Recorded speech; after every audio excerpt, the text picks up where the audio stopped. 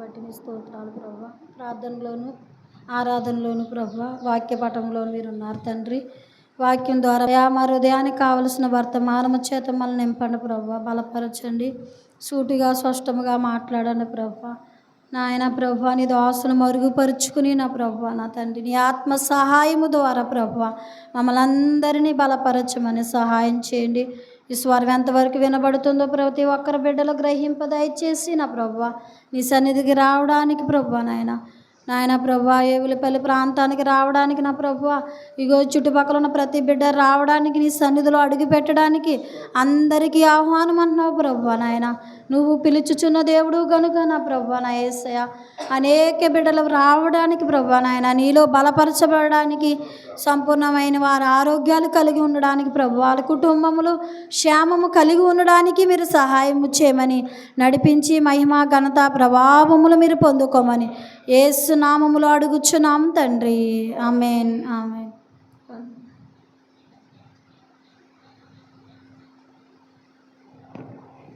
చాలా చక్కగా ప్రార్థన చేసిన సహోదరికి ప్రత్యేకమైన ధన్యవాదములు. దేవుని యొక్క కృప, ఆయన పరిశుద్ధ ఆత్మ నడిపింపు మనల్ని ఎంతగానో ముందుకి తీసుకెళ్తూ ఉంది. అలాగే మరి గడిచిన గత వారం అంతా కూడా దేవుడు మన కృపాక్షేమాలతో నడిపిస్తూ ఈ ఆదివారం కూడా ఈ ప్రాంగణానికి దేవుని యొక్క కృపచేత మమ్మల్ని నడిపించాడు. అందుని బట్టి దేవునికి వందనాలు. ఎందుకంటే గడిచిన వారము చాలా మరి భయంకరమైన పరిస్థితులు బట్టి దేవుడు మనల్ని సేరదీసి లేవనెత్తాడు. ఈరోజు ఈ క్రీస్తు కృప ఆరాధనావరణంలో నిలబడడానికి నేను వస్తానా లేదా ఈ వారం ఎవరైనా పంపాలా అనుకున్నాము. అలాగే రాజమండ్రి పరిచర్య కూడా. ఎందుకంటే గత వారము అనుకోని పరిస్థితుల్లో ఎందుకో ఈ మధ్యకాలంలో ఈ ప్రాంగణము ప్రారంభించినప్పటి నుండి కూడా శోధనలకు గురవుతూ ఉన్నాను. గతంలో ఎన్నో పరిచర్యకి ఎంతో సహాయకునిగా ఉన్నప్పటికీ కూడా ఈ ప్రాంగణాన్ని దేవుడు మనకిచ్చిన తర్వాత నుండి ఎన్నో ఆటంకాలు, ఎన్నో అనారోగ్య సమస్యలు, శోధనలకు గురవుతూ ఉన్నాము. నిజమే, ఆయన పని చేయడానికి మనం పూనుకున్నామంటే అది సాధారణ విషయం కాదు. మన సహోదరి ప్రార్థన చేసినట్లుగా దేవుని పని చేయడానికి మనకు ఎన్నో ఆటంకాలు ఎదురైనప్పుడు కూడా ఆయన జయించుకుని ముందుకు వెళ్తేనే దేవుని యొక్క ఆశీర్వాదం. గత వారం మంగళవారం సమయంలో, సోమవారం మంగళవారం సమయంలో అనుకోని పరిస్థితుల్లో నేను వేరే పని చేసి వెళ్తుండగా నాకు నడుము ఎందుకో నొప్పిగా అనిపించింది, నడుము పట్టేసినట్టు అనిపించింది. ఈ సామానం తీసినప్పుడు నడుము పట్టేస్తే సరిలే చిన్న నొప్పే కదా ఏమవుతుందని ఉదయకాలము నేను అనుకున్న పనికి బయలుదేరి వెళ్ళిపోయాను. వెళ్ళి సాయంత్రం మధ్యాహ్నంకి వచ్చినప్పటికీ అది చాలా భయంకరంగా నొప్పిగా మొదలయ్యింది.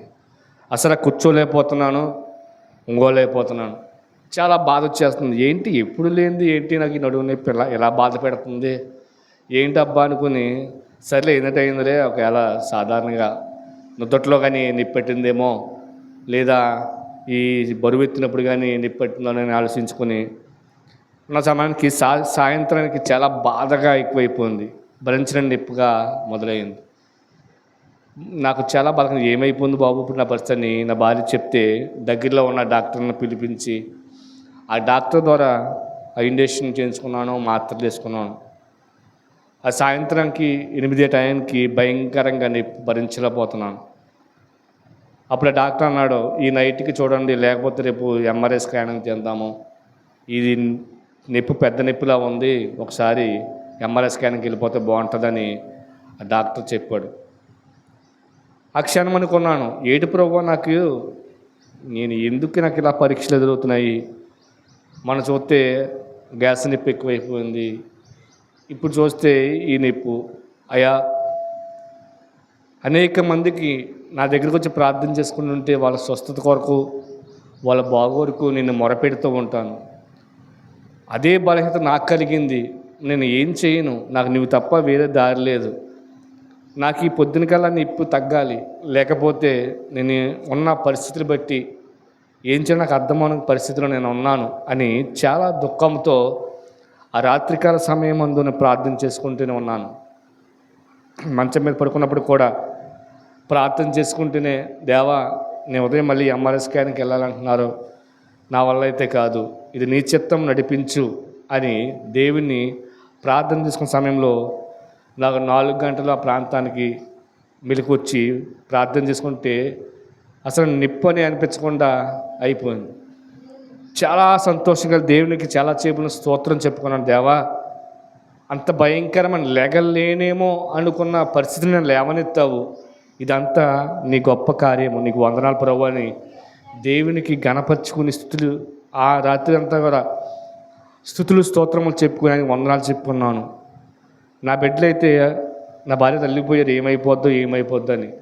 కానీ ఇక్కడ నువ్వు 2 రోజులు 3 రోజులు కూడా బయటికి వెళ్తలేదు, రెస్ట్ తీసుకో, ఏమవుతుంది, మనకేం పర్లేదులే అని నా భార్య నా బిడ్డలు కూడా నాతో ఉన్నారు.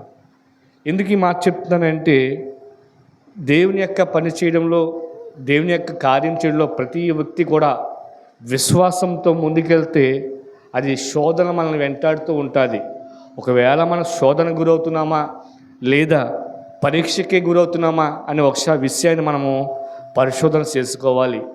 నేను అట్లాగే ఆ విధంగానే పరిశోధన చేసుకున్నాను. దేవా, ఇది నాకు జరిగిన శోధన లేదా పరీక్ష ఏటి ప్రభువా అనుకున్నాను. అయితే ఈ 2 రోజులు 3 రోజులు కూడా నేను ఇంట్లో ఉన్నాను, కానీ ఎక్కువ దేవుని వాక్యంపై దృష్టి పెట్టాను. ఎక్కువ లేఖనాలు, దేవుని వాక్యాన్ని మరొకసారి దాన్ని వివరించుకోవడానికి, చదువుకోవడానికి నాకు దేవుడు ఒక అవకాశాన్ని దయచేసి అనుకున్నాను. ఎందుకు ఈ మాట చెప్తున్నానంటే, అసలు కూర్చోవడానికి కూడా ఓపిక లేని నన్ను దేవుడు లేవనెత్తాడు, నడిపించాడు. ఈ సమయం నేను ఖాళీగా ఉండి ఏం చేయాలనుకుని కాకుండా ఆ వాక్యాలు వివరించుకుంటూ దేవుని యొక్క మాటల ద్వారా నేను మరింత బలపడ్డాను. ఈ యొక్క సమయంలో మరి దేవుడు ఇక్కడ నన్ను నడిపించాడంటే, రాత్రి కూడా నా బిడ్డ, నాన్న నువ్వు రాగలవా, వెళ్ళగలవా, లేకపోతే మనం ఏదైనా ప్లాన్ చేసుకుందామని ఆశ నిండినప్పుడు ఏం పర్లేదు, దేవుని పని కొరకు ఆగకూడదు, వెళ్ళిపోవడమే, మనం అక్కడికి వెళ్ళాలి, తప్పదు, దేవుడిచ్చిన పని మనం నెరవేర్చుకోవాలి, తదుపరి రాజమండ్రి పరిచర్యలో పాల్గొందామనే ఉద్దేశంతో దేవుడు ఇక్కడ నన్ను నడిపించాడు. అలాగే దేవాదేవునికి నేను స్తుతులు మహిమ చెల్లించుకోవడం తప్ప ఆయనకి నేనేం కూడా చేయలేను. కారణం ఏంటంటే, ఈ యొక్క దేవుని నడిపింపు. అందుకే మనం చదివిన వాక్య జ్ఞానంలోని, చదివిన పాఠంలోని పేతురు రాసిన 2వ పత్రిక 19వ వాక్యంలోని ఆయన మాట చెప్తూ ఉన్నాడు. ఏమన్నాడంటే ఆయన 19వ వాక్యం, మరియు ఇంతకంటే స్థిరమైన వాక్య ప్రచనములు మనకున్నది. తెల్లవారి వేకువ చుక్క మీ హృదయములో ఉదయించు వరకు ఆ వాక్యము చీకటగల చోటు వెలిగించును. ఆ వాక్యము చీకటగల చోటు వెలిగించును, వెలుగుతో వెలిగించెను, దీపమైనంత వరకు దీపమై ఉంది. చాలు. ఇక్కడ ఏమన్నాడంటే, మరింత కంటే స్థిరమైన ప్రవచన వాక్యము మనకు ఉన్నది.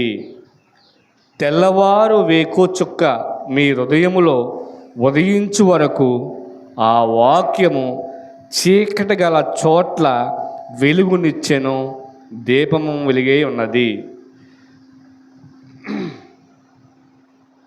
సర్వశక్తి సంపన్నుడా నా ప్రియ పరలోకం తండ్రి, నీ వాక్యము ద్వారా మా హృదయములో వెలుగు నింపండి. చీకటి గల మా బ్రతుకుల్లో దీపమై ఉన్న దేవా, నీ కృప చేత ఈ వాక్యంతో నన్ను బలపరచండి. దేవా, నన్ను ముందుకు నడిపించమని, నన్ను మరుగును పరిచి నీవే ఈ మాటలు మాట్లాడతావని విశ్వాసంతో నేను నమ్ముచున్నాను పరమ తండ్రి. ఆమేన్.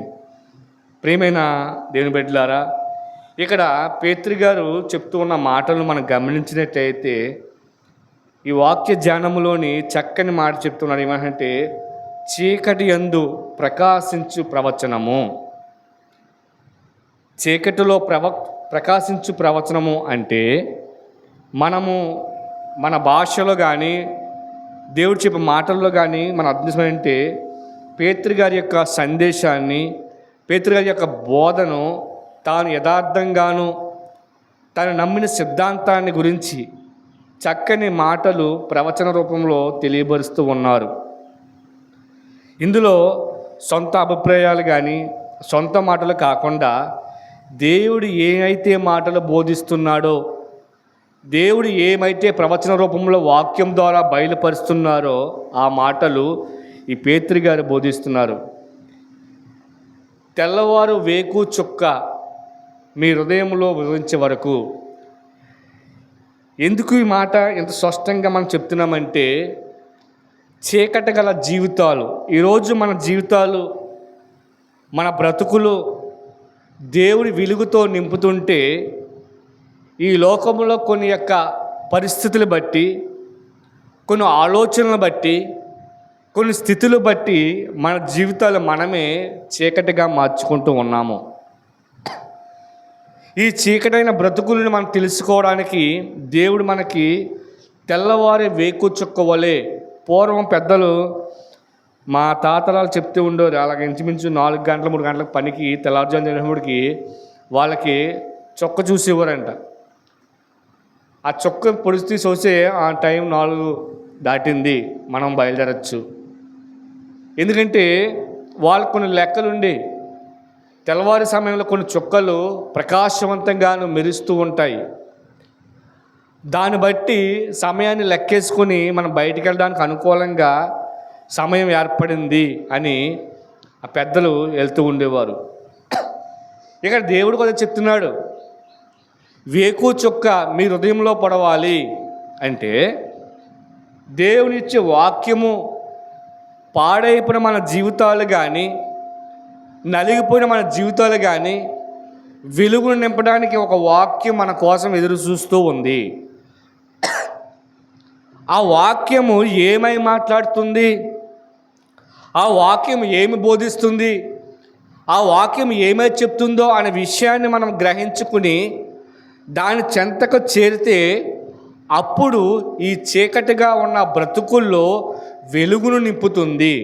అంటే ఎవరైతే కష్టములతోటి ఇబ్బందుల్లోని బాధపడుతూ ఉంటామో ఆ బాధ నుండి విముక్తి కలగాలి అంటే ముందు మన కష్టాలకు గల కారణం ఏంటో మనం తెలుసుకోవాలి. ఈరోజు మనము దేవుని వాక్యం ఆలకించినప్పుడు పరిశుద్ధాత్మ దేవుడు అనేక కోణాల్లో మనతో మాట్లాడుతూ ఉంటాడు. కానీ అనేక సందర్భాల్లో ఎవరితో పడితే వాళ్ళతో దేవుడు మాట్లాడడు. దేవుడికి ఒక ప్రణాళిక ఉంది. ఎప్పుడు ఎవరితో మాట్లాడాలి, ఎప్పుడు ఎవరిని ఏర్పాటు చేసుకోవాలి, ఏ నిమిషము ఏ మనిషికి ఓదార్పు కలిగించాలి అన్న విషయాన్ని దేవుడు ముందుగానే సిద్ధపరిచి ఉంటాడు. అందుకే ఈ పేతురు గారు చెప్తూ ఉన్నాడు, మేము చెప్పే మాట కేవలము మమ్మల్ని గురించో లేతే మేము విన్నదాని గురించో కాదు, స్వయంగా ఆ దేవుని యొక్క మాటను మేము ఆలకించి ఆయన గడిపిన సమయాలన్నీ కూడా మేము చూసాము కాబట్టే మీకు మేము బోధిస్తున్నాము. యేసుక్రీస్తు సర్వశక్తిమంతుడు, మామూలు వ్యక్తి కాదు.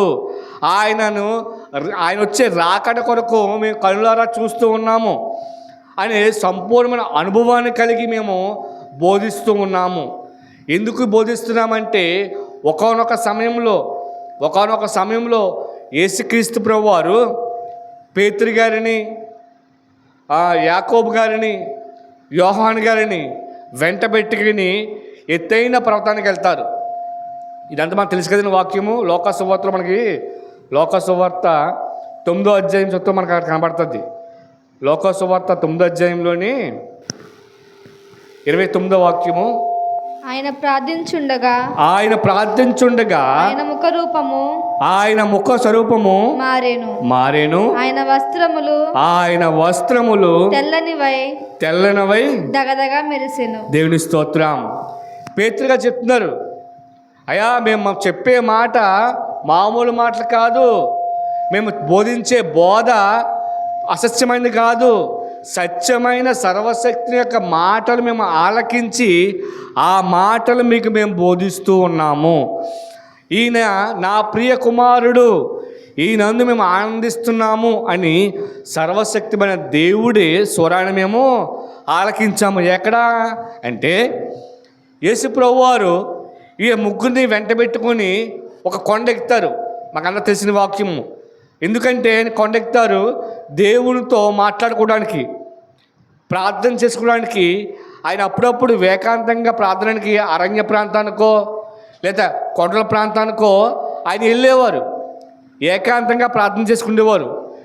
ఇక్కడ కూడా ఈ పేతురు గారిని యాకోబుని ఎంటబెట్టుకొని ఆయన ఎత్తైన పర్వతం ఎక్కి ఆ పర్వతం పైన ప్రార్థన చేస్తూ ఉన్నారు. ఆ ప్రార్థన చేసే సమయంలో ఈ యొక్క పేతురు గారు కానీ ఈ యోహాను గారు యాకోబు గారు బహుశా మత్తుగా నిద్రపోయి ఉండొచ్చేమో, లేకపోతే అక్కడ ఆయన ప్రార్థన చేసిన చోటుకి దగ్గరికి వెళ్ళకుండా దూరంగా నిలబడి ఉండొచ్చేమో. కానీ ఇక్కడ దేవుడు చెప్పే మాటను వీళ్ళు స్పష్టంగా గమనించినట్లు చెప్తుంటారు. కారణం ఏంటి?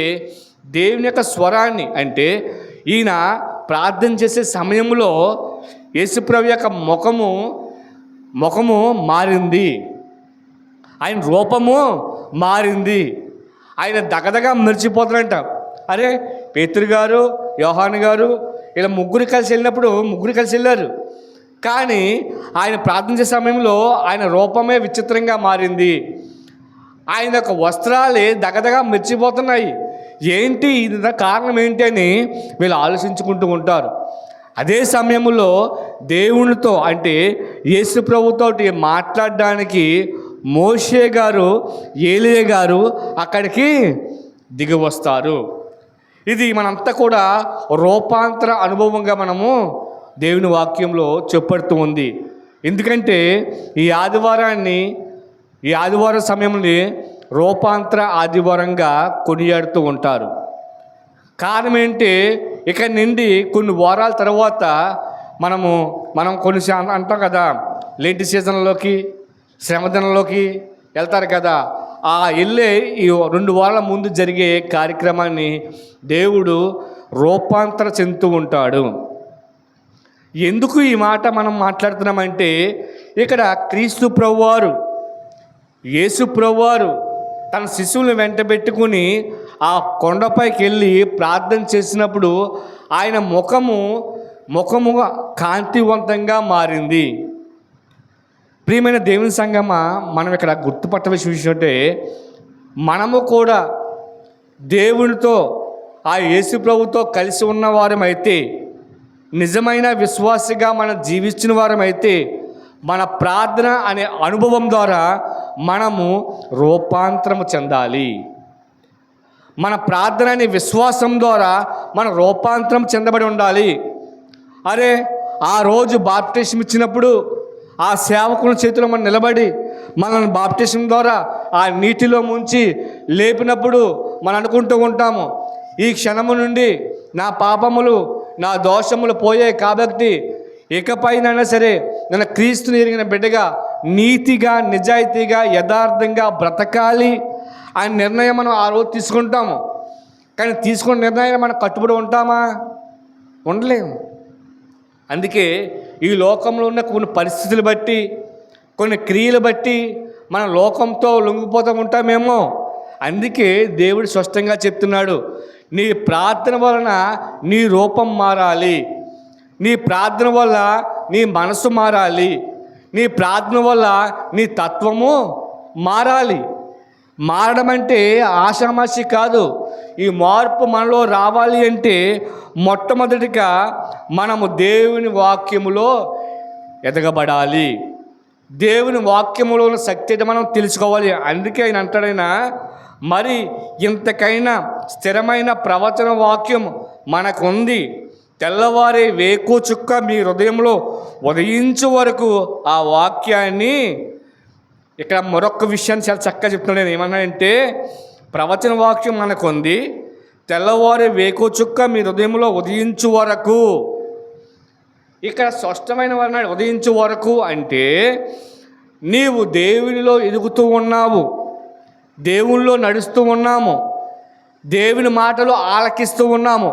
ఆలకించిన మాటలను, అరే ఈ మాటలు దేవుడు ఎంత బాగా నాతో మాట్లాడాడు, ఈ క్షణమే ఈ ఆదివారం నుండే నేను చేసిన తప్పులు కానీ పొరపాట్లు కానీ ఇక్కడే క్షమాపణ చెప్పి నా బ్రతుకు మరలా నేను నీతిగా బ్రతకాలి, యథార్థంగా ఉండాలి, యేసు ప్రభు యొక్క మాటల ద్వారా దైవ సేవకులు చెప్పిన మాటలో నేను స్థిరపరిచిపోవాలి అని నమ్మకంతో మనం ఉంటాము.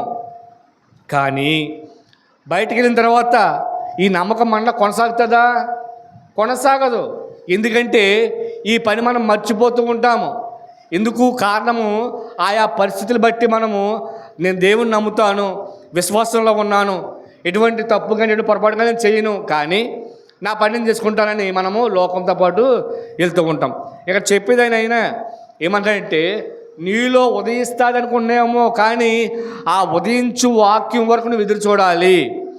నిజమైన వాక్యము కానీ నిజమైన మాటలు కానీ మన జీవితంలో దొరికాయి అనుకోండి, ఇక మన లోకం వైపే చూడము. దేవుని స్తోత్రం. ప్రియమైన దేవుని బిడ్డలారా, ఎందుకు ఈ మాట చెప్తున్నానంటే, ఒకానొక సమయంలో నేను మండపేట ప్రాంతంలో ఉన్నప్పుడు నా యొక్క పరిస్థితులు, నేను నడిచే దారి, రోమన్ క్యాథలిక్ సంఘంలో నేను సేవకులుగా పనిచేసుకుంటూ ఆయా పరిస్థితుల్లో ఉన్నప్పుడు దేవుని వాక్యం ఆలకించాను, దేవుని వాక్యం విన్నాను, దేవుని వాక్యం బోధించాను, కానీ అందులో సత్యమేదో అని గ్రహించలేని పరిస్థితులు. ఇదే సత్యము, ఇదే నీతి, ఇదే వాక్యము అనుకునే పరిస్థితులు. కానీ తర్వాత బ్రతుకులు నాశనమైపోయే పరిస్థితులు, బ్రతుకులు స్థిరపడే పరిస్థితులు లేవు. అతలాకుతలం అయిపోయి వివాహం జరిగింది. కష్టాలు, బాధలు, ఇబ్బందులు, ఇందులో ఈ బాధల్లో సమస్యలు, గొడవలు, దానికి తోడు మద్యమనే మత్తులో సాగుడికి బానిసాయి. కానీ వాక్యం తెలుసు, ఎప్పుడు మాట దేవుని వాక్యాన్ని వదలలేదు, మందిరాన్ని వదలలేదు, కానీ ఈ త్రాగుడు కూడా వదలలేదు. కానీ దేవుని వాక్యము ఒకేనొక సమయంలో నా బ్రతుకులో నా దేవుని వాక్యం నాతో మాట్లాడాడు. దేవుడు నన్ను దర్శించాడు. అరే, ఈ బ్రతుకు వేస్ట్, ఇంక ఈ బ్రతుకైనా, అరే చుట్టాలు పట్టించుకోవట్లేదు, తల్లిదండ్రులు విసర్జిస్తున్నారు, భార్యలు దాని దగ్గర రాణిస్తలేదు, నన్ను ఎవరు లెక్క చేయట్లేదు, ఈ బ్రతుకు అనవసరం, చనిపోవడమే మేలు అని చనిపోవడానికి ప్రయత్నించిన నన్ను రక్షించిన వ్యక్తుల ద్వారా దేవుని యొక్క మాటలు, ఆ రోజు నేను సిగ్గుపడ్డాను. అరే, ఎందుకు చనిపోవాలనుకున్నాను, సిగ్గుపడి దేవుని మందిరంలో పడి ఏడ్చినప్పుడు దేవుడు నాతో మాట్లాడాడు. నీ పని ఇది కాదు, నువ్వు వెళ్ళవలసిన దారి ఇది కాదు, నేను నిన్ను ఏర్పాటు చేసుకున్నాను అని దేవుడు నాతో మాట్లాడాడు. కానీ దాన్ని గ్రహించలేకపోయాను. దేవుడి మాట లేకపోతే నాతో ఎవరైనా మాట్లాడారని గ్రహించలేక నా పనిని వెళ్తూ ఉన్నాను. కానీ దేవుడే స్వయంగా చేయి పట్టుకొని నన్ను ఒక ప్రార్థనా స్థలానికి తీసుకెళ్ళాడు. నేను వెళ్దామనుకున్న స్థలమే వేరు, కానీ నన్ను నడిపించిన స్థలమానికి వేరు. ఆ రోజు ఇది నాకు తెలియని సంఘము, నాకు తెలియని పరిచర్య, నాకు తెలియని బోధ. నేను ఇక్కడికి ఎలా వచ్చాను? అరే, నేను వెళ్ళవలసిన సంఘం అది కదా, కేథలిక్ సంఘానికి వెళ్ళాలి కదా, అరే నేను ఇక్కడికి ఎలా వచ్చాను అని నేను ఎత్తుక్కున్న పరిస్థితిలో ఆ దైవజనుడు బలిపేట నిలబడి మాట్లాడుతుంటే ఆ మాటలు నేను ఆలకించి భయంతో గుండు దడేలమని శబ్దం ద్వారా, ఏంటి ఈ మాటలు? అరే, దేవుడు నాకు ఆ రోజు కళ్ళలో కనపడి చెప్పిన మాటలు బైబిల్ బలిపేట నిలబడి దైవ సేవకుడు చెప్తున్నాడు ఏంటి అంటే, ఆ రోజు నా కళ్ళలో కనపడిన మనిషి ఎవరో కాదు, సాక్షాత్తు దేవుడే నాతో మాట్లాడాడు అని ఆ రోజు నిర్ణయం తీసుకున్నాను. దేవా, ఈ క్షణం నుండి నేను విశ్వాసిగా, నీ బిడ్డగా జీవనానికి మరొక అవకాశం దయచేయని కన్నీటితో ప్రార్థన చేశాను. అనేక సందర్భాల్లో, ఆ రోజుల్లో అనేక సందర్భాల్లో కన్నీటి ప్రార్థన చేశాను, ఉపవాస ప్రార్థన చేశాను, కానీ ఈ యొక్క అనుభవం నాకు రాలేదు. ఎప్పుడైతే దేవుని వాక్యం నాతో స్పష్టంగా మాట్లాడిందో, దేవుని వాక్యం నా హృదయంలోకి బయలుపరచబడిందో, ఆ మాటలు నేను మళ్ళా చెవులారా విన్నానో, అప్పుడు నా హృదయము తెరవబడింది. ఆ క్షణము నేను పశ్చాత్తాపడ్డాను. ఎప్పుడో 8 సంవత్సరాల వయసులో ఉన్నప్పుడు నాకు బాప్టిజం ఇచ్చారు. ఆ సమయంలో అదే రక్షణ, అదే బాప్టిజము, అదే పశ్చాత్తాపం అనుకున్నాను. కానీ నాకు 26 సంవత్సరాల చిత్త తెలిసింది నిజమైన పశ్చాత్తాపం అంటే ఏంటి, నిజమైన మారు మనసు అంటే ఏంటి. అప్పుడు తెలుసుకుని, అప్పుడు దాకా నేను ఎలా గడిపానంటే, దేవుని వాక్యం తెలుసు, దేవుని మాటలు నాకు తెలుసు, నేను ప్రార్థన చేస్తాను, పాటలు పాడతాను, వాక్యం చదువుతాను, జపమాల చెప్తాను, ఫాదర్తో పాటు నేను ముందుకు వెళ్తూ ఉన్నాను అనుకున్నాను. కానీ దేవుడు సత్య వాక్యాన్ని దర్శించాడు. అప్పుడు అర్థమైంది, నిజమైన పశ్చాత్తాపం ఇలా ఉంటుందా, నిజమైన మారు మనసు ఇలా ఉంటుందా అంటే చీకటి గల నా బ్రతుకుల్లో ఒక వేకు చుక్క పొడిచింది. పాడైపోయిన జీవితంలో ఒక మెరుపుల దేవుని స్వరం నాతో మాట్లాడింది. ఆ క్షణము అక్కడి నుండి నేను అనుకున్న స్థితి కాకుండా మందిరానికి దేవుని చిత్తంబడి వెళ్తూ ఉన్నాను. దేవుని ప్రార్థనలు వెళ్తూ నా జీవితాన్ని కొనసాగుతూ ఉన్నాను. కానీ దేవుడు చెప్పిన మరొక దర్శనము, నేను నిన్ను నా సేవకుడిగా నా పనికి పిలుచుకుంటున్నాను అని దేవుడు మాట్లాడాడు. అరే, నేను ఎంతటి వాడిని, ఆ రోజుల్లో అయితే వివాహం కాలేదు కాబట్టి ఆ ఫాదర్ చెప్పిన ఊర్లకి వెళ్ళేవాడిని, ఫాదర్ చెప్పిన పని చేసేవాడిని, దేవుని పరిచయం చేసి ఉండేవాడిని. కానీ ఇప్పుడు వివాహం జరిగింది, బిడ్డలు ఉన్నారు, కుటుంబం ఉంది, నా వల్ల ఎలా అవుతుంది, అలా కాదని నేను రాజమండ్రి ప్రాంతం మండపేట నుంచి రాజమండ్రి వచ్చిన తర్వాత ఉంటే అక్కడ ఉన్న సేవకులు నన్ను సేరదీసి, అయ్యా నువ్వు బాగా మాట్లాడుతున్నావు, బాగా పాటలు పాడుతున్నావు, మాతో రా, మాతో ఉండంటే కలిసి వెళ్ళేవాడిని. కానీ దేవుడిచ్చిన దర్శనాన్ని అది నిజమా కాదని అనేక సందర్భాల్లో పరీక్ష చేశాను. దేవా, నీ సేవకు నన్ను పిలుచుకున్నావు, అది నిజమా లేక నాలో ఉద్రేకమా? ఎందుకంటే పాస్టర్లను కాకేసి గౌరవిస్తున్నారు, సేవకులను పిలుస్తున్నారు, అదే నేను అనుకుంటున్నానా ఏంటి? అనేక సందర్భాల్లో నేను పరీక్షించుకున్నాను. ప్రార్థన చేసిన ప్రతిసారి కూడా నాతో వాక్యం మాట్లాడుతూ ఉండేది. ఇది నిజమైన వాక్యము నాతో మాట్లాడిందా, నన్ను ఏర్పాటు చేసుకున్న ప్రభువా అని ఆ ప్రాంతం వదిలి మరొక్క ప్రాంతానికి వెళ్ళి మరొక్క మందిరానికి వెళ్ళి అక్కడ ప్రార్థించినప్పుడు దైవ సేవకులు వాక్యం చెప్తూ మరలా ఈ మాట చెప్పేవారు, నేను నిన్ను ఏర్పాటు చేసుకున్నాను అని. మరలా పరీక్షించుకుంటేవాడిని, దేవా చెప్పావు, ఇప్పుడు నేను ట్రైనింగ్ కోసము ఆ ఫాస్టర్ గారు నన్ను ట్రైనింగ్ పంపిస్తాను అంటున్నారు బెంగళూరు, ఆ ఫాస్టర్ గారు. ఇప్పుడు నేను వెళ్ళాలన్నా ఏటి పరిస్థితి, నాకు ఉద్రేకంగా వెళ్ళిపోతున్నానా లేదా నిజమైన సేవకు నేను అర్హుడిగా ఉన్నానా?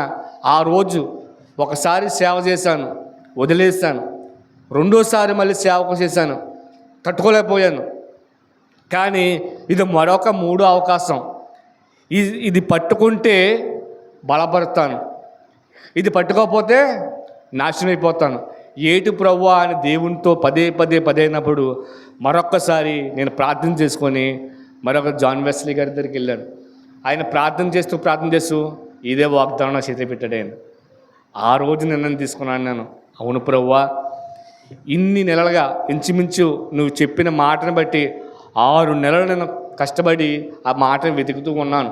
ఎందుకంటే దేవుడు అనేక సందర్భాలు చెప్తున్నాడు, నేను అనేక మందిని పిలిచాను కానీ అందరూ కూడా నిలబడరు. కానీ పిలిచిన పిలుపుని యథార్థమా కాదని పరీక్షించుకున్నప్పుడే మాత్రం మనము నిలబడతాం. ఎందుకంటే వీళ్ళందరూ నువ్వు బాగా వాక్యం కాబట్టి వాక్యం చెప్పాను ఊరు అక్కడ రాజమండ్రిలో, నువ్వు పాటలు పాడుతున్నావు కాబట్టి పాటలు పాడు, నువ్వే మాకు ముందుండి వాక్యం చెప్పు అంటే అది ఎంతో మనం గర్వంగా ఫీల్ అవుతాం. నన్ను అందరూ 30 మంది నన్ను ఒక్కడిగా ఎన్నుకున్నారు అని అనుకుంటున్నాను. కానీ ఇది నిజమా కాదని పరీక్షించిన తర్వాత దేవుడి నిర్ణయం బట్టి అప్పుడు సేవకుల దగ్గరికి వెళ్ళి, అయ్యా ఇప్పుడు నేను సిద్ధంగా ఉన్నాను, నేను మీ చేతిలో వాడబడ్డానికి నేను రెడీగా ఉన్నాను అని ఆయనతో నిర్ణయం తీసుకుని నేను ముందుకు కొనసాగుతూ వెళ్ళాను. ఎందుకు ఈ మాట నేను చెప్తున్నానంటే, వాక్యం విన్న ప్రతి వాక్యం కూడా మన హృదయంలోకి మొక్క ఏమలదు. దేవుడు చెప్పాడు కదా, యేసుప్రభువు వారే చెప్పారు, ఏమన్నారు, అనేక విత్తనాలు ఉన్నాయి కానీ చెల్లాను కానీ జల్లిన విత్తనాలన్నీ మొలిసాయా? మొలిసిన విత్తనాలన్నీ మొలకెత్తాయా? మొలిసిన ఫలింపాయా? లేదు, కొన్ని మాత్రమే శ్రేష్టంగా ఫలించాయి. ఇది దేవుడు చెప్తున్న మాట. ఎందుకంటే ఆయన ప్రార్థన చేయటం వల్ల, ఎవరో యేసుప్రభు ప్రార్థన చేయటం వల్ల ఆయన ముఖమే కాంతివంతంగా మారింది, ఆయన రూపమే అద్భుతంగా మారింది. మరి ఈరోజు నీవు నేను కూడా నిజమైన విశ్వాసంతో ప్రార్థన చేస్తే మన రూపం మారదండి, మన విశ్వాసం మారదండి, మన బ్రతుకు మారదండి. ఇదే నేను రాత్రి సమయంలో దేవుని అడిగాను, అయ్యా ఏంటి నేను నీ సేవకుడిగా నన్ను బలపరిచావు, నీ సేవ కోసం పరిగెడుతూ ఉన్నాను, ఏంటి సమస్యలు గల కారణం ఏంటి? నేను ఈ భారాన్ని తట్టుకోగలనా లేదా నాకున్న సామర్థ్యం చేత నేను ముందుకెళ్తున్నానా? ఈ మందిరాన్ని కట్టకముందు ఆ సేవకుల దగ్గర పనిచేసినప్పుడు, జీతం కోసం పనిచేసినప్పుడు చాలా అద్భుతంగా ఉండేదే, చాలా బాగుండేదే. కానీ ఈ సమయంలో ఎన్నో ఇబ్బందులతో, కష్టాలతో బాధపడుతూ ఉన్నానే. దీని సమస్య నాకు ఉద్రేకమా లేదా నీ దర్శనమా అని దేవుని అడిగినప్పుడు, నేను ఇందాక పాట, ఆరాధనలో పాట వేరే పాట నేను అనుకున్నాను. వేరే పాట తీసుకుని పాడుతున్నప్పుడు దేవుడు ఎందుకో ఈ పాట పాడు అనేది ఆయన నా ముందు పెట్టాడు. ఎడబాయిన నీ కృప ఎన్నడూ నిన్ను విడవదు. ఆ పాట పాడుతున్న మధ్యలో నాకు దేవుడు మాట జ్ఞాపకం వచ్చింది. ప్రియమైన దేవుని సంగమా, ఎందుకు ఈ మాట చెప్తున్నానంటే దేవుని యథార్థమైన మాటలు మనం గ్రహించాలి. ఎవరు గ్రహించారు? ఈ పేతురు, యోహాను గారు, యాకోబు గారు గ్రహించారు. 12 మంది శిష్యులు ఉన్నారు. అవి అందరిని కూడా తీసుకెళ్ళాడా? లేదు. అందరికి పెట్టి ఇలా ముగ్గురినే ఎన్నుకున్నాడు, ముగ్గురినే తీసుకెళ్ళాడు. ఎవరికి ఏ రూపము చూపించాలో, ఎవరి పట్ల ఏ కార్యం చేయాలో, ఎవరి హృదయాల్లో ఏ వాక్యాన్ని పెట్టాలో, ఏ కుటుంబాన్ని బలపరచాలో సమస్తం ఎరిగిన వాడు మన పరిశుద్ధాత్మ దేవుడు. అందుకే ఆయన అంటూ ఉన్నాడు 21వ వాక్యంలో ఏమంటాడమ్మా? అదే అధ్యాయము. అనగా ప్రవచనము ఎప్పుడు మనుషుల ఇచ్చులను బట్టి కలగలేదు గాని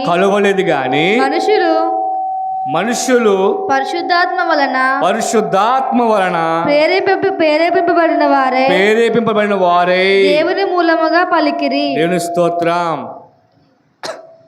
ఇక్కడ ఆలకించారు ఈ మాట నేను చెప్తున్నానండి. అనగా ప్రవచనము ఎప్పుడును మిమ్మల్ని ఇచ్చులను బట్టి కలుగలేదు. అర్థమైందమ్మా నా భాష? వాక్యం ఎప్పుడు కూడా మనల్ని చూసి, మన గొప్పను చూసి, మన ఆస్తులను చూసి, మన సంపదను చూసి మనతో మాట్లాడదు. అదేమంటే ఎల్లప్పుడూ మాట్లాడదు. కానీ మనుషులు పరిశుద్ధాత్మ వలన ప్రేరేపణ కలిగినప్పుడు మాత్రమే. దేవుని స్తోత్రం. మనుషులు అంటే మనతో మాట్లాడే వాక్యము పరిశుద్ధాత్మ ద్వారా దిగివచ్చి మనల్ని ప్రేరేపిస్తూ ఉంటుంది. ఆ ప్రేరేపణ కలిగినప్పుడు మాత్రమే దేవుడు మనకి ఏం చూపిస్తాడంట? ఒకసారి చదవమ్మా కీర్తన పుస్తకంలోని 19వ కీర్తన 8వ వాక్యము. యెహోవా నీ ఉపదేశములు నిర్దోషమైనవి, నీ హృదయమును సంతోషపరచను. యెహోవా ఏర్పరిచిన ధర్మమును నిర్మలమైనది. దేవునికి స్తోత్రం. ఏమవుతుందండి? కన్నులకు వెలుగునిచ్చెను.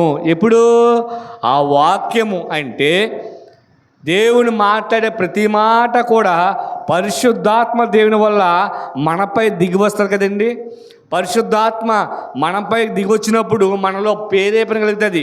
ఎస్, దేవుడే నా కొరకు ఈ మాటలు మాట్లాడాడు అని కలిగినప్పుడు అప్పుడు ఆ పరిశుద్ధాత్మ ప్రేరణ నేను దీవించి, అంటే ఇక్కడ నీ కష్టాలు కానీ, నీ ఇబ్బందులు కానీ, నీ సమస్యలు కానీ పోవాలంటే అంటే నీ కనులకు వెలుగునిచ్చెను అంటే దారి చూపిస్తుంది. మన సమస్య నుండి విడుదల చేయడానికి దేవుడు మనకు ఒక ప్రణాళికను సిద్ధం చేస్తాడు. దేవుడి యొక్క మాటల ద్వారా ఆ వెలుగులో మనం వెళ్ళాలి. అంటే ఇప్పటి వరకు మనం ఎలా ఉన్నామంట?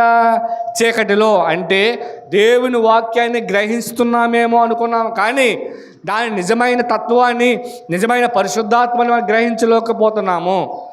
ఎప్పుడైతే దేవుని వాక్యాన్ని స్పష్టంగా మనం గ్రహించగలుగుతామో అప్పుడే దేవుని కార్యాలు మనము చూస్తాం. ఇక్కడ 3 చూశారు. 12 మంది ఉన్నప్పటికి కూడా దేవుని యొక్క అద్భుతాన్ని, దేవుని యొక్క శక్తిని, దేవుని యొక్క మహిమను, ఆయన రూపాంతరాన్ని చూడగల శక్తి వీళ్ళ 3కి కలిగింది. వాళ్ళు ఎవరిని చూశారు? మోషే గారిని చూశారు, ఏలీ గారిని చూశారు. ప్రియమైన సహోదరులారా, ఈరోజు నీవు నేను కూడా ఆ దేవుని చూడాలి. ఆ పరిశుద్ధాత్మ మహిమను చూడాలి. ఆ మహిమ చూపకపోతే మన జీవితం వ్యర్థము, మన విశ్వాసము వ్యర్థము. అందుకే కీర్తనకాడు అంటాడు 119వ కీర్తన 105లోని ఏమంటాడైనా, నేను నీ వాక్యము నా పాదములకు దీపమాయను. దేవుని స్తోత్రం. చూసారండి, ఎప్పుడైతే దేవుని ఒక మాటను ఆలకించి మనం వెలుగులోకి వచ్చామో, పాపము జీవితంలో మనం వెలుగులోకి వచ్చామో, ఆయన ఏమనంటే నా వాక్యము ఎవరికంట, నీ పాదములకు దారి చూపెను. ప్రియమైన దేవుని బిడ్డలారా, దేవుడు చాలా స్పష్టంగా చెప్తూ ఉన్నాడు. మరి ఈ పాదములకు దారి చూపును అనే విషయాన్ని మనం గమనించాలంటే మనకు ఎలా అర్థం చేసుకోవాలంటే, పూర్వదినాల్లో ఎవరైనా వ్యక్తులు బయటికి వెళ్ళాలంటే ఎలా వెళ్ళేవారంటే అండి, దీపాలు పెట్టుకుని వెళ్ళేవారు. మరి దీపం పెట్టుకుని వెళ్తే దీపం గాలికి ఆగుతుందా? గాలికి ఏమవుద్ది? ఆరిపోద్ది. మనకు తెలియని విధంలో అప్పుడు ఏం చేయాలంటే దీపంపై ఒక కొంచెం పెట్టేవారంట. దీపం మీద పెట్టి ఆ దీపంపై పైన మూతేసేవారు. ఇప్పుడు లైటింగ్ ఎక్కడికి వెళ్తుంది? కాంతి కింద పడుతుంది. ఎప్పుడైతే పైన మూత ఇలా దాన్ని దీపాన్ని మూసామో ఆ వెలిగినంత కింద అంటే మన నడిచే దారి వాళ్ళకి దారిలోని బాట చూపించిందంట. అందుకే నీ పాదములకు వెలుగై ఉన్నది. ఈ వాక్యాన్ని గ్రహిస్తే మనము ఎప్పుడు కూడా వెలుగుగా అంటే దేవుని యొక్క కృపను మనం పొందుకునే వారిగా ఉండాలి. మరి దేవుని కృప మనం పొందుకోవాలి ఉన్నామంటే మనం మొట్టమొదటి చదవం కదండి వాక్యము, పేతురు రాసిన పత్రిక 2వ అధ్యాయంలో 19వ వాక్యం చదవాలి కదండి. ఆ వాక్యము చీకటి గల చోట్ల వెలుగునిచ్చే దీపమై ఉన్నది. ఎక్కడుంది చీకటి గల చోట్ల అంటే మన జీవితాలను మనం ఆలోచించుకోవాలి. మన జీవితాల్లో ఒక శోధన అనే చీకట్లో మనం ఉన్నాయేమో. ఈ శోధన అనే చీకటిని మనం బయటికి రావడానికి వాక్యం అనే వెలుగుని మన కుటుంబంలో నింపుకుందాం. ఏ కుటుంబంలో అయితే వాక్యం నింపబడుతూ ఉంటుందో, ఏ కుటుంబంలో అయితే కుటుంబ ప్రార్థన ద్వారా బలపరుస్తూ ఉంటారో ఆ కుటుంబము నిశ్చింతగా ఐశ్వర్యంతో అభివృద్ధి పొందుతూ ఉంటారు. దేవుని స్తోత్రం. దేవుని ప్రియమైన బిడ్డలారా, ఇక్కడ చెప్పేదైన మాట అదే, నా వాక్యము నీ త్రోవకు వెలుగై ఉన్నది. ఈరోజు దేవుడు మనతో మాట్లాడి కొద్ది మాటలను బట్టి ఆ వాక్యము వెలుగుతో నింపుకుందాము. ఎక్కడైతే మన జీవితాలు ఒకవేళ చీకట్లో ఉన్నాయేమో, దేవా నీవే తెల్లవారుజామున వేకు చుక్కవలే మాకు దర్శించు, మా గృహాలు దర్శించు, మా కుటుంబాలు దర్శించు, మేము చేసిన పనిపాట్లు దర్శించు, మమ్మల్ని వెలుగు నింపు. ప్రియమైన దేవుని బిడ్డలారా, ఈరోజు ఈ యొక్క పరిచర్యకు గల కారణం అదే. దేవుడిచ్చిన మాటను కష్టమైన నష్టమైన ఈ పరిచర్యను ముందు కొనసాగి వెళ్ళాలి. ఎందుకంటే రాజమండ్రి ప్రాంతంలో జరుగుతున్న పరిచర్య ఇంచుమించు అక్కడ 100 మంది దాకా విశ్వాసులు ఉంటారు. కానీ ఆ సమయం కంటే ముందు దేవుడు మొట్టమొదటి సమయం నాకు ఎక్కడికి ప్రాధాన్యం అని చెప్పాడు. అందుకే నేను ఇక్కడికే ముందు వచ్చి తర్వాత ఆ స్థానానికి నేను వెళ్ళడానికి ఇష్టపడుతూ ఉన్నాను. దేవుని ఎందుకు ఈ మాట నిలబెడతాడో, దేవుడి యొక్క దర్శనం మనకేంటో ఆ దర్శనాన్ని మనం పాడు చేసుకోకూడదు. మన దర్శనాన్ని మనము మొయ్యాలి. వేరే దర్శనం మనము మోయడానికి వీలేదు. మన దర్శనం మోసిన తర్వాతే వేరే ఒక దర్శనానికి సహాయంగా మనము వెళ్ళాలి. ఇది దేవుడు మనకిచ్చిన గొప్ప నియమము. పరిశుద్ధాత్మ కృప మనపై మనందరిపై దేవుడు దీవించునుగాక. ప్రార్థన చేసుకొని ప్రార్థన ముగించుకుందాము.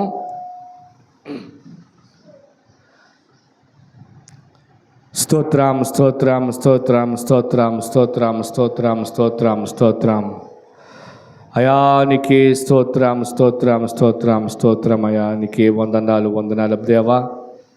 దేవా, నా వాక్యము నీకు వెలుగై ఉన్నది. నీ వాక్యము నీ పాదములకు దీపమై ఉన్నది, నీ త్రోవకు వెలుగై ఉన్నదని చెప్పా ప్రభువా. అవును ప్రభువా, నీ వాక్యము మా హృదయంలో నింపు తండ్రి.